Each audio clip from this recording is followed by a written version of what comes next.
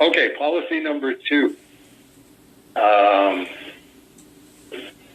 this next part, I think, should be its own digital file with a link for podcasters, starting here. So what I'm doing is saying, in order for both of us being able to avoid having to repeat the same information over and over and over, you will have it in a concise form in terms of an audio file that starts here with me saying, "Hi, I'm Dave Sim. The only Q&A that I'm doing is please hold. 2 or 3 hours once a month, recorded on the first Thursday of the month and airing on the first Saturday of every month. But everyone is encouraged to participate. Maximum 3 questions per person per month. If you have a podcast and want a professional recording of my answers for your podcast, just specify and we'll provide them for you. Please hold is low tech from a phone line, sounding just like this. Robin M., in the context of his phone message as a podcaster, asked about Cerebus relative to Canadian underground comics and mentioned Oktoberfest Comics from 1976 that I did with Gene Day, published by Now and Then Books. Here's what my answer, referencing Oktoberfest Comics, sounds like professionally recorded. Dave, this is Robin McConnell, formerly of the Inkstuds podcast. We've chatted a couple of times on record for the podcast. I'm working on a project right now about Canadian underground comics history, where I'm putting together an anthology with Conundrum Press of different Canadian underground comics. So I'm hoping to be quite a wide survey of different comics work from West Coast to East Coast, including a really wide range of stuff. And as I'm sure you're knowledgeable, there's a lot of different Canadian underground comics, and so research is fascinating and also sometimes difficult. You had your own start in Canadian undergrounds, or had participated in some, and I wanted to chat with you about that, and also curious if you still have any kind of archive of comics from that time, because I'm reaching out to collectors as well to kind of find out more of what exists and that kind of thing. So you can give me a call back and it's to chat about Canadian underground comics. I even have a copy of Oktoberfest somewhere that I found. So yeah, I hope you're well, and talk to you soon. Bye-bye. It's interesting that you mentioned in your original phone message to me that you had a copy of Oktoberfest Comics, which was published in 1976, because that wasn't an underground. That was actually a newsstand comic, but it was only sold on newsstands in the Kitchener area around the time of Oktoberfest. And I don't think anybody bought a copy of it. I'm pretty sure that when Harry Kremer died, Now and Then Books, in the early 2000s, he probably still had 4,950 of the 5,000 copies that he printed at my behest. And that, I think that's one of the interesting questions that you'll have just with your premise is, okay, what is a Canadian underground comic? Harold Head, Rand Holmes' book, White Lunch Comics, Rand Holmes and company from the Georgia Strait, definitely underground. Dave Geary, he was pretty prolific for a little while. I don't know if you would call his work underground. being somebody that's from the time period, when you say underground, I usually picture, okay, is this something that you would sell in a head shop? With the marijuana paraphernalia and stuff like that. Would it appeal to that audience? In which case you go, well, okay, yeah, that's one of the criteria that would make it an underground comic. Barry Blair's Elf Lord. If you're talking about adult content, in terms of, more explicit violence, more explicit sexuality, yeah, but I don't think you'd find too many people buying Elf Lord in a head shop. David Boswell, I mean, is another guy who's right on the borderland with Reed Fleming, World's Toughest Milkman, which is a very funny book. And I go, would that have sold in head shops?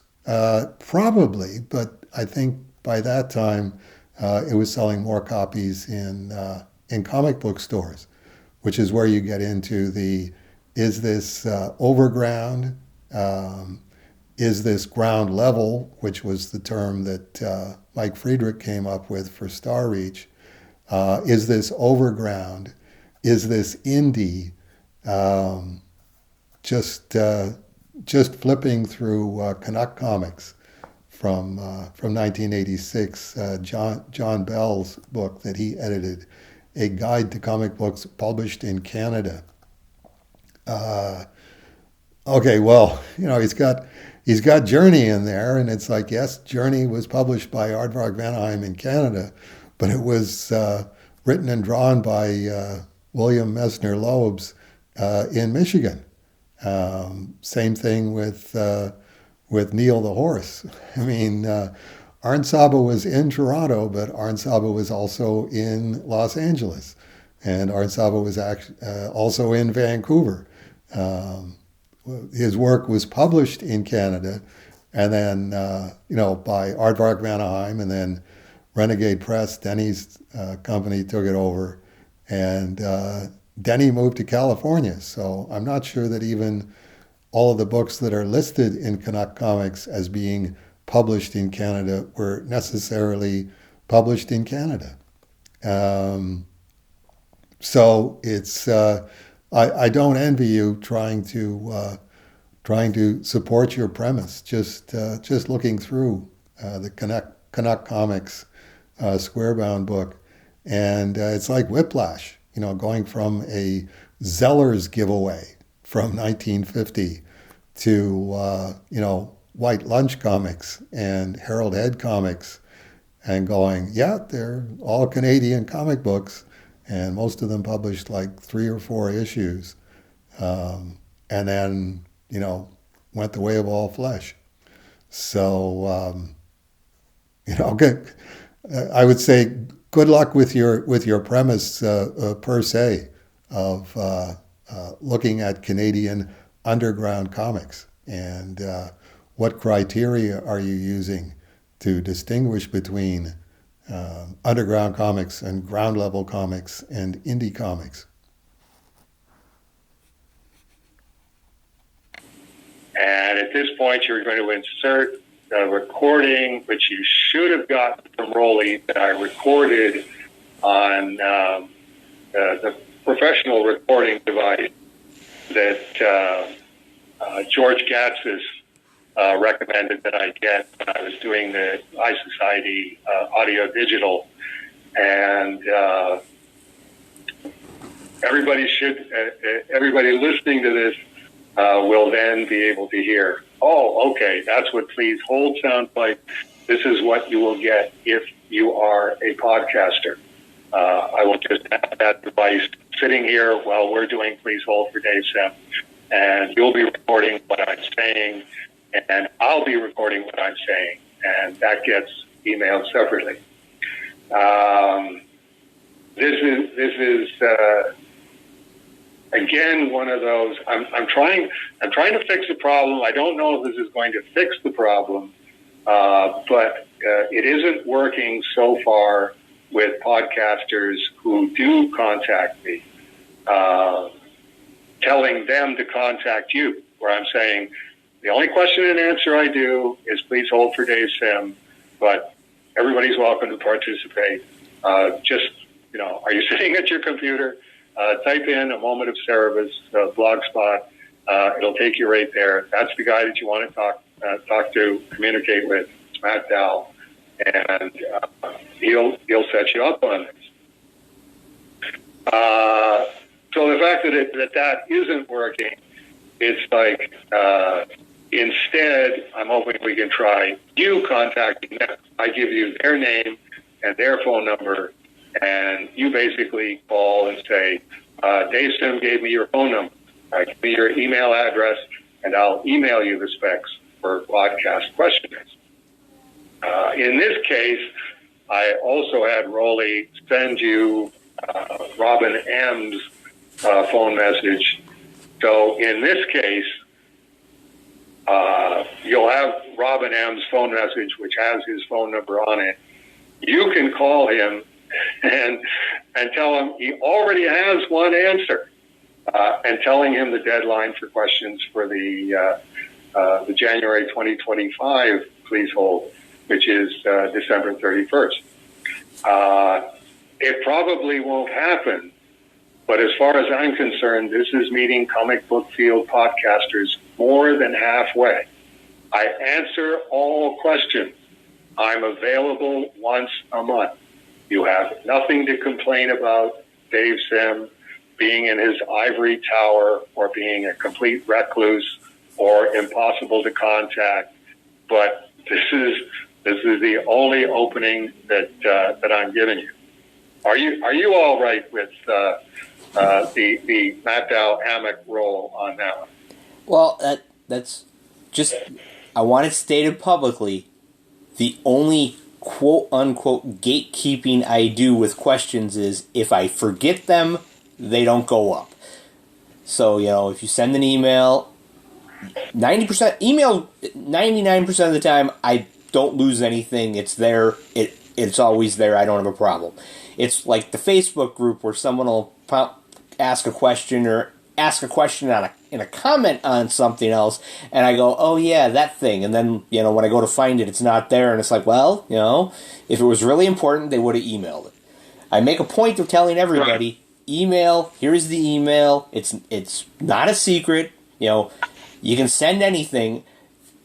I mean, as we'll see as we move along, even if it's a question I can answer without having to send it to Dave, I'll still send it up just in case there's something I missed, just in case there's something, a different Dave's perspective on it.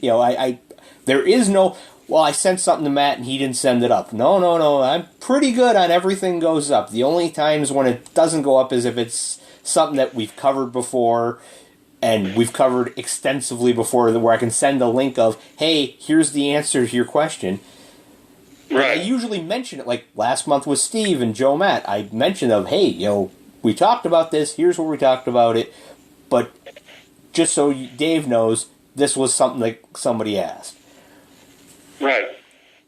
I think that's all that we can really do, where it's we realize how hypercritical everybody is about everything in this day and age, and it's like, okay, if you can find somewhere in here to fault Dave Sim and Matt Dow for excluding you, capital E, excluding you, I think you're really going to have to work at it, because it's we're not excluding anybody. Just play by the rules, and we will meet you more than halfway.